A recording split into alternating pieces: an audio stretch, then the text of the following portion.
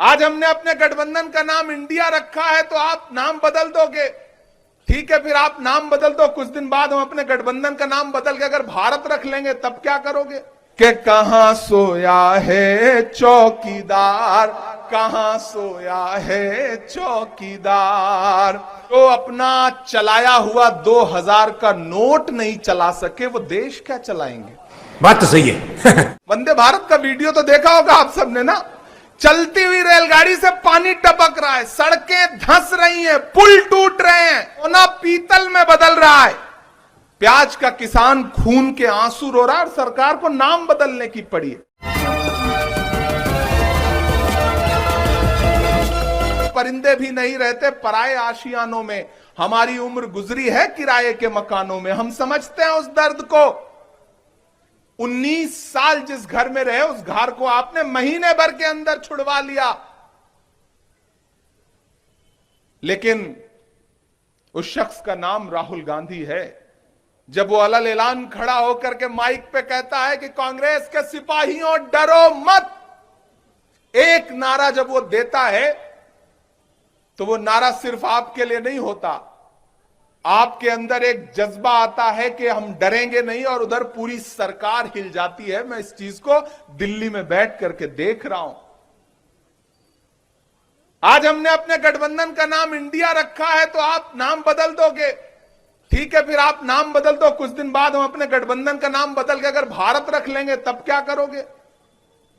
कहां भाग जाओगे? तो ये खेल खेलना बंद करिए प्रधानमंत्री जी। इस देश की जनता के लिए कुछ विकास करिए, क्योंकि इस जनता ने आपको प्रचंड बहुमत दिया है और बहुमत का सम्मान करना आपकी जिम्मेदारी बनती है। नासिक वालों कि मैं चौकीदार हूं, मुझे खजाने की चाबी सौंप दो, मैं देश नहीं लुटने दूंगा। आज स्थिति क्या है? मैं सांसद भी हूं, शायर भी हूं। मैं जब खड़ा हो रहा था तो मुझसे कुछ साथियों ने कहा कि वो एक नज्म भी सुना दीजिएगा।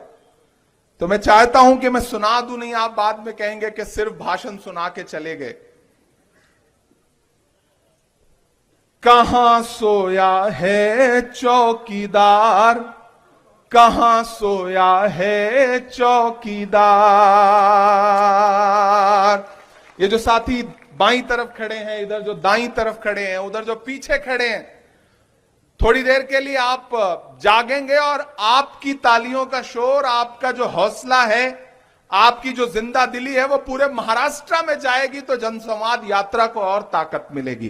कि कहां सोया है चौकीदार, कहां सोया है चौकीदार, कहां सोया है चौकीदार, कहां सोया है चौकीदार।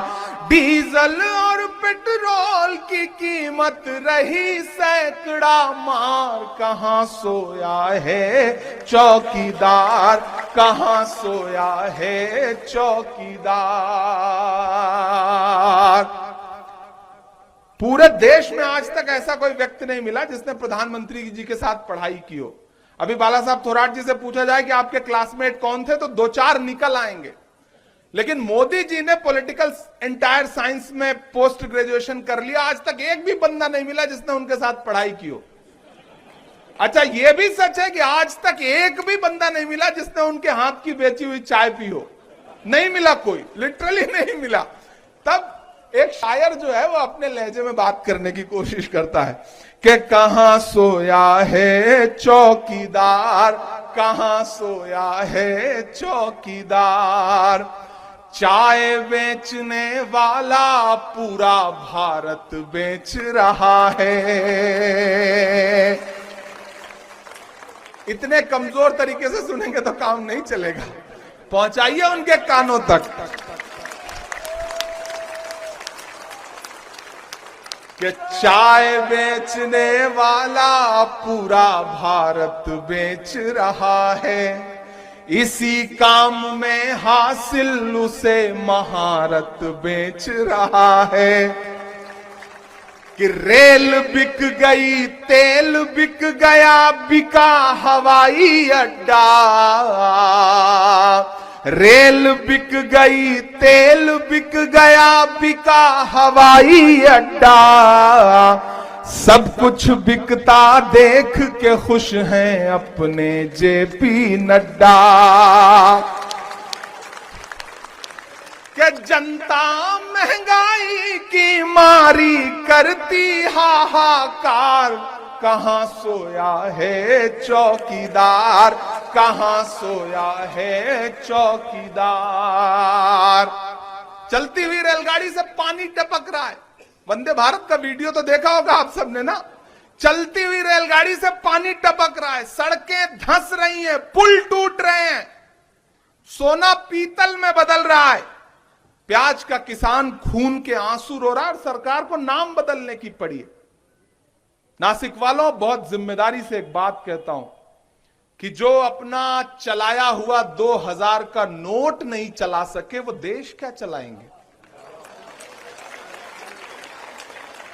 देश क्या चलाएंगे? वो नहीं चला सकते। वो नहीं जानते कि निर्माण का दर्द क्या होता है। वो नहीं जानते कि जब 1947 में पंडित जवाहरलाल नेहरू जी को यह देश मिला था तो किन परिस्थितियों में था।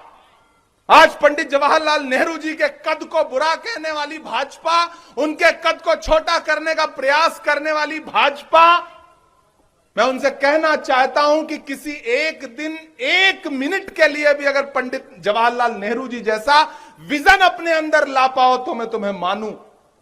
इस देश में जो कुछ है वो पंडित जवाहरलाल नेहरू जी का बुनियाद रखा हुआ है। और आज कहते हो आपकी सारी गलती पंडित जवाहरलाल नेहरू जी की है। 1947 में देश किन परिस्थितियों में मिला, लेकिन ये कांग्रेस ही थी जिसने इस देश को 1947 के भारत से 2000 के भारत में लाके खड़ा किया। आप नकार सकते हो राजीव गांधी का वो विजन, जब वो कंप्यूटर लेके आए, टेक्नोलॉजी लेकर के आए, तो पंडित अटल बिहारी वाजपेयी जी बैलगाड़ी में बैठ करके संसद गए थे विरोध करते हुए। और आज आप कांग्रेस को कोसते हो। आपने 9 साल में देश को रेलगाड़ी से बैलगाड़ी पर ला दिया। अगर आपको 70 साल मिले होते तो आप मानव को आदिमानव बना देते। मुझे गर्व है, मुझे खुशी है कि मैं कांग्रेस का हिस्सा हूं। मुझे खुशी है कि मैं राहुल गांधी का सिपाही हूं। इस सफर में कुछ लोग आएंगे, जाएंगे, छोड़ेंगे, लेकिन वही डटा रहेगा जिसके अंदर कांग्रेस की विचारधारा है। इसी महाराष्ट्र में बहुत सारे लोग टूटे, बहुत सारे लोग डरे, बहुत सारे लोग बिके, बहुत सारे लोग गए, लेकिन कांग्रेस का एक एक कार्यकर्ता डटा हुआ है। चाहे जितनी गॉसिप कर लें, चाहे जितनी चर्चाएं कर लें, लेकिन कांग्रेस का एक एक सिपाही डटा हुआ है। जो डरे वो गए, और जो गए मैं उनके लिए कहना चाहता हूं कि कांटे गुल के साथ नहीं चल सकते हैं, बुज़दिल खुल के साथ नहीं चल सकते हैं। रास्ते में जो छोड़ गया उसे जाने दो, सब राहुल के साथ नहीं चल सकते हैं। ये लड़ाई बहुत बड़ी है। ये लड़ाई आपको असल मुद्दों पर लाने की है। हमने तो पार्लियामेंट में खड़े होकर के वो नारे भी सुने हैं जब पूरी भाजपा खड़ी होती थी और नारा लगाती थी कि राहुल गांधी माफी मांगो। ये नारा लगाया जाता था। हम वहां खड़े होकर के डट करके जवाब देते थे कि हमसे माफी मांगने के नारे लगाने वालों, माफी तो आप मांगो। 15 लाख के झूठे जुमले के लिए माफी मांगो। पेट्रोल डीजल 100 रुपए का करने के लिए माफी मांगो। गैस सिलेंडर 1200 का करने के लिए माफी मांगो। टमाटर, बाप रे, आज मैं होटल में बैठ के खाना खा रहा था। आकाश शाजर जी ने अपने घर से खाना भिजवा के भेजा था, तो जो सैलेड था, सलाद था, उसमें टमाटर की मात्रा बहुत ज्यादा थी, तो मैं चौंक गया। और मैंने स्वप्निल खाना खिला रहे थे, मैंने स्वप्निल से पूछा कि भाई क्या यहां बहुत सस्ता हो गया है क्या, वरना हम तो 250 रुपए किलो खा करके आ रहे हैं। स्थिति यह हो गई कि हमारी आंखों ने दिल्ली में वो मंजर भी देखा कि एमसीडी की एक गाड़ी आती थी, उसमें टमाटर रखा रहता था, वो मेटाडोर जो 407 चलती है, और शहर के संभ्रांत लोग लाइन में खड़े होकर के सब्सिडी वाला टमाटर खरीदते थे। यह स्थिति हो गई है। ऐसे में इस सरकार को माफी तो मांगनी पड़ेगी और अब ज्यादा दिन दूर नहीं है, 2024 बहुत पास है। तैयार रहिए। मेरी आवाज उन तक भी पहुंच रही है जो कांग्रेस के साथी हैं, सिपाही हैं। मेरी आवाज उन तक भी पहुंच रही है जो महाविकास अघाड़ी के समर्थक हैं। लेकिन मेरी आवाज शायद उन तक भी पहुंच रही हो जो भूले भटके भाजपा को वोट दे देते हो। मैं उनसे भी कहना चाहता हूं कि इस सरकार ने, प्रधानमंत्री जी ने 2 करोड़ नौकरियां हर साल देने का वादा किया था। 9 साल में 18 करोड़ नौकरियां अब तक दे दी होंगी उन्होंने शायद। लेकिन इस भीड़ में बैठा हुआ कोई भी व्यक्ति बताए क्या उसे सरकारी नौकरी मिली? नहीं मिली। मैं देश के जिस भी कोने में जाकर के पूछता हूं, कोई भी ऐसा व्यक्ति नहीं मिलता जिसे सरकारी नौकरी मिली हो। ऊपर से हमारे देश की सेना, जिस पर हम सब गर्व करते हैं, जो हमारे देश की सरहदों की रक्षा करती है, उसमें भी अग्निवीर ला करके घुसेड़ दिया। 4 साल की कर दी कि आप आओ सेना में नौकरी ज्वाइन करो और 4 साल बाद रिटायर हो जाओ। यह स्थिति करके छोड़ दिया है और अभी नया नियम लेके आए हैं, नया सर्कुलर जारी हुआ है। सोचने वाली बात है कि सेना का जवान जब छुट्टी पे अपने घर जाएगा तो वो सरकार की स्कीमों का प्रचार करेगा। यह नया जियो आया है। सेना का जवान जब छुट्टी पे अपने घर जाए तो वहां जाकर के केंद्र सरकार की योजनाओं का घूम घूम के प्रचार करे। यह नया सर्कुलर है।